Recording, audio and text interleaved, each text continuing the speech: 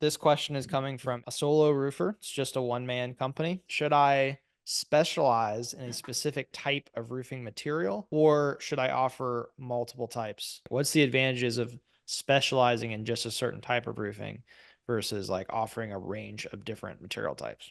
I think you have to look at your target customer to answer that. I just actually did a podcast today for Small Town Roofer with a guy down in Houston, and he is a very niche roofing contractor. He likes selling composites, Spanish barrel tile, very, very high end roofing systems.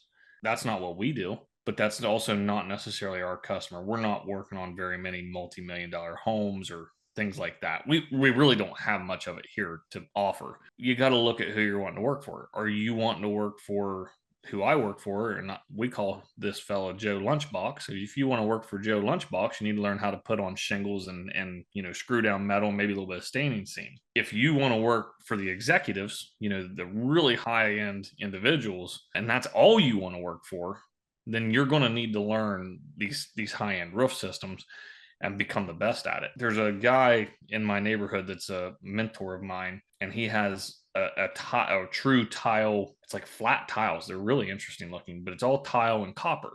There's nobody around here that does it. This company came out of North Carolina to do it. My point to that is if you're really freaking good at it, you can cover a bunch of ground and put these, really, really specialized roof systems on because there's just not a huge demand for it in one particular area. You're gonna have to travel some to do it. I also believe that roof was $680,000, and that was 7 years ago. It's $1.5 million roof today. You're never going to get that putting shingles on in the residential roofing business, So there's definitely pros and cons. I mean, you get one job and that job's your job for that crew for 3 months, where I need 180 roof jobs, so it's just different. So depending on who you want to work for would answer that question.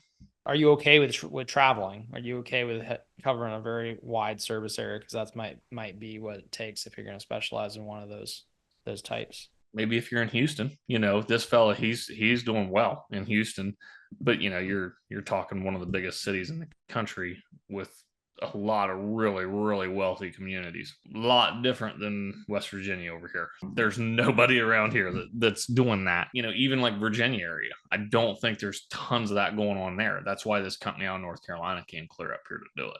If they were like, you know what, we also want to have an asphalt option, and when they want to start doing asphalt on the side, do you think that could like harm their brand? Do you think that's a distraction? I think you could set up divisions.